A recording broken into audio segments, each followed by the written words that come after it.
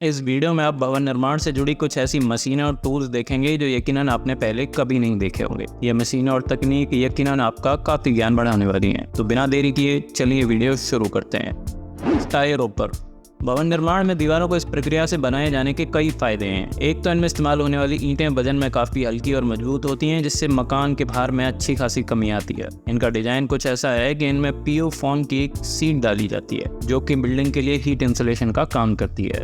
इससे मकान को एक निश्चित तापमान पर बनाए रखना आसान होता है। इन ईंटों के इस्तेमाल से मकान को चिरना काफ़ी आसान होता है। ACO ground guard. जमीन पर लगाई जाने वाली इन टाइल्स का इस्तेमाल करके छोटे छोटे कंकड़ों का एक फ्लोर बनाया जाता है। इन टाइल्स को इस्तेमाल करने से पहले सतह को प्रिपेयर किया जाता है, जिसके लिए सतह पर सैंड या फिर बालू को बिछाया जाता है और उसके बाद सतह को अच्छी तरह समतल किया जाता है। सतह की समतल हो जाने के बाद इनके बाहरी फ्रेम को जमीन पर गाड़ा जाता है, जिसके लिए 180 मिलीमीटर की कीलों का इस्तेमाल होता है। इस निश्चित आकार के फ्रेम के बन जाने के बाद इसके अंदर प्लास्टिक की टाइल्स को लगाया जाता है और पूरा ढांचा बन जाने के बाद इनमें छोटे छोटे कंकड़ों को डालकर इन्हें समतल कर दिया जाता है। Pave and go. Industrial floor पर पेविंग लगाने का एक तरीका वाकई कमाल का है।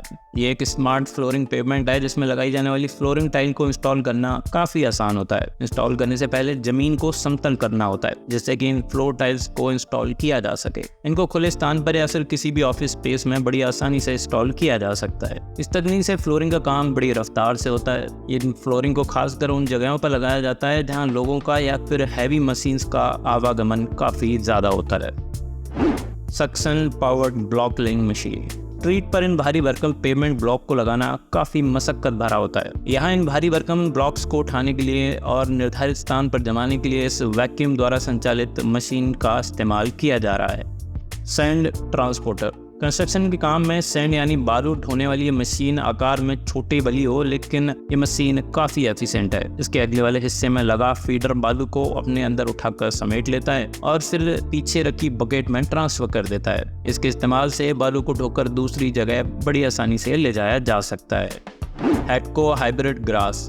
बड़े बड़े खेल के मैदानों में घास लगाने का ये आधुनिक तरीका आपको हैरान कर देगा। यहाँ एक बेहतरीन गुणवत्ता वाली घास को लगाने से पहले जमीन को तैयार किया जा रहा है। इसके लिए जमीन की ऊपरी सतह को हटाकर खास प्रकार से उर्वरक युक्त मिट्टी को डाला जाता है। घास लगाई जाने वाली जगह को अच्छी तरह लेवल और ठोस किया जाता है। उसके बाद इन घास के रोल्स को एक निश्चित लंबाई और चौड़ाई के अनुसार काटकर जमीन पर बिछा दिया जाता है और इनके कोनों को एक समान आकार देने के बाद इनको काट कर समतल कर दिया जाता है। फिर बारी आती है इनकी जड़ों में बालू और पानी डालने की, जिससे इनकी ग्रोथ हो सके। फिर इनको समय समय पर काट कर समतल रखा जा सकता है, जिससे ये दिखने में आकर्षक लग सकें।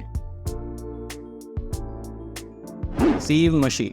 पत्थरों को क्रश करने के बाद इनको इस प्रकार की मशीन में डालकर कंकड़ और डस्ट को अलग किया जाता है। इसे एक बड़ा वाला सेपरेटर कहना गलत नहीं होगा, जो पहली स्टेज पर बालू को छानकर अलग कर देती है और दूसरी स्टेज पर कंकड़ों को छांटकर अलग कर दिया जाता है। Large rock cutting. प्राय पहाड़ी इलाकों में सड़क निर्माण के लिए बड़ी बड़ी चट्टानों को काटना जरूरी होता है, जिसके लिए इस प्रकार के रॉक कटर का इस्तेमाल किया जाता है। Tiny ditch digging.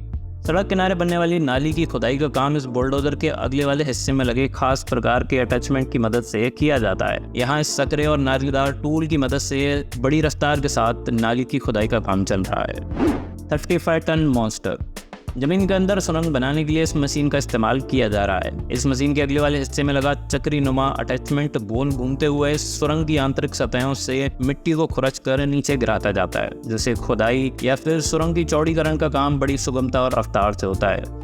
Dynamic compaction. सड़क बनाने से पहले सरफेस प्रिपरेशन के दौरान सड़क की सतह को चट्टान जैसा मजबूत बनाने के लिए इस लोहे के भार को जमीन पर गिराया जाता है, जिससे सतह एकदम मजबूत हो सके और एक मजबूत और टिकाऊ सड़क का निर्माण किया जा सके। Tensile stamped road. जिन इलाकों में ट्रैफिक ज़्यादा होता है वहाँ इस प्रकार की सड़कों का निर्माण किया जा रहा है। इस प्रकार की सड़कें एस्फॉल्ट की बनी होती हैं और इनको गर्म स्टेंसिल के इस्तेमाल से पेवर्स का रूप दिया जाता है, जिसके लिए इस प्रकार की मशीन का इस्तेमाल होता है। सड़क बनाने के बाद कुछ इस प्रकार के मेटल से बने जाल को सड़क पर बिछा दिया जाता है और इसके ऊपर से इस मशीन को चलाया जाता है, जिससे ये सड़क में अंदर समा जाते और सड़क को एक पेवर्स की आकृति दे देते हैं। उसके बाद सड़क पर इस खास प्रकार के पेंट का इस्तेमाल किया जाता है।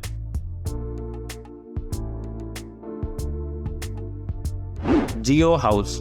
जियोप्लास्ट नाम की कंपनी द्वारा इजाद किया गया एक घर बनाने का तरीका न सिर्फ समय और लेबर की बचत करता है बल्कि ये काफ़ी किफ़ायती है।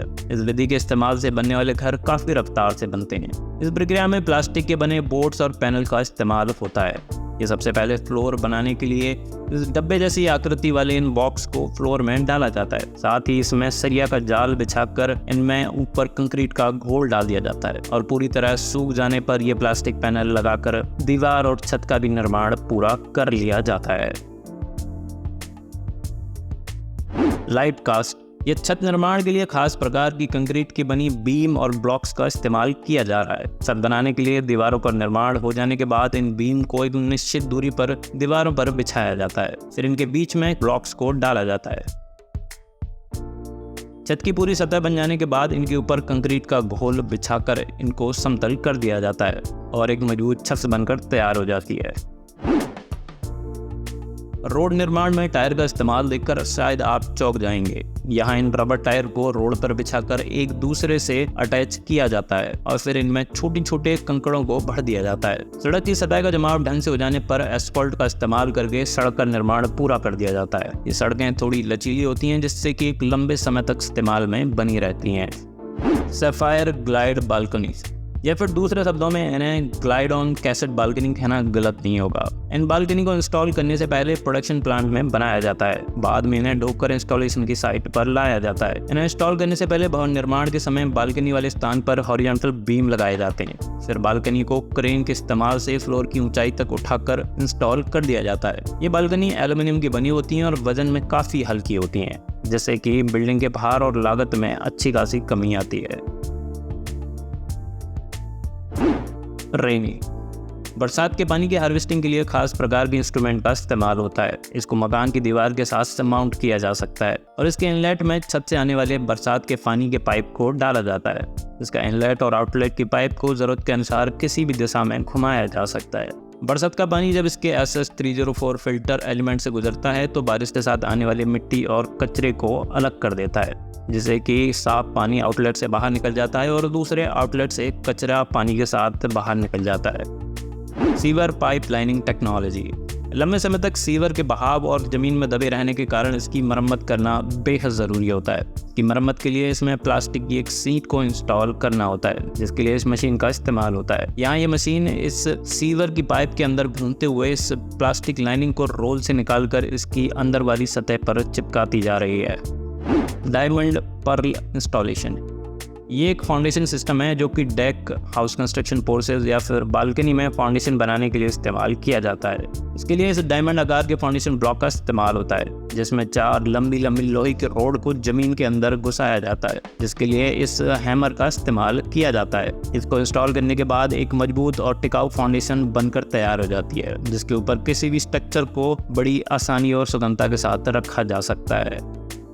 रेडी रॉक, जैसा कि नाम से पता चलता है दीवार बनाने की इस पद्धति में पहले से तैयार किए गए रॉक्स की ब्लॉक का इस्तेमाल होता है, जिन्हें एक निश्चित आकार में काटकर तैयार कर लिया जाता है। इंस्टॉलेशन की साइट पर ग्राउंड वर्क करने के बाद क्रेन के इस्तेमाल से इन्हें एक के ऊपर एक जमाया जाता है। ये ब्लॉक्स आसानी से दीवार के ऊपर चिने जा सकते हैं। इस प्रक्रिया में दीवार बनाने का काम बड़ी रफ्तार से होता है। इसके इस्तेमाल से लंबी दीवार या फिर दीवार गोलाई में भी बनाई जा सकती है। जगास पेवर्स, पोर्सलेन टाइल्स को पीसकर इन पेवर्स का निर्माण किया जाता है। ये टाइल्स रिसाइकल मटेरियल के बने होने के कारण इन्वायरमेंटल फ्रेंडली भी होती हैं। इनके निर्माण में सबसे पहले टाइल को बारीक पीसा जाता है और फिर इनको भट्टी में डालकर उच्च दाब और ताप पर पकाया जाता है, जिसकी वजह से एक सूखने वाले पेवर के रूप में तैयार हो जाती हैं। फैक्ट्री से पास होने से पहले इनको उच्च क्वालिटी चेक से गुजारा जाता है। फास्ट क्रैक रिपेयर, एस्फाल्ट की बनी रोड में आई क्रैक्स की मरम्मत के लिए इस क्रैक रिपेयर किट का इस्तेमाल होता है। लंबे समय तक इस्तेमाल में बने रहने के कारण सड़कों में क्रैक आ जाते हैं। इन्हें रिपेयर करने के लिए इस सॉल्यूशन को रोड पर बिछा दिया जाता है। ये दरारों को भरकर रोड को मजबूती प्रदान करते हैं और सड़कों की मरम्मत का काम बड़ी आसानी से हो जाता है। तो मित्रों, इस वीडियो में इतना ही। आशा करता हूँ आपको वीडियो पसंद आई होगी, तो वीडियो को एक लाइक और चैनल को सब्सक्राइब करना ना भूलें।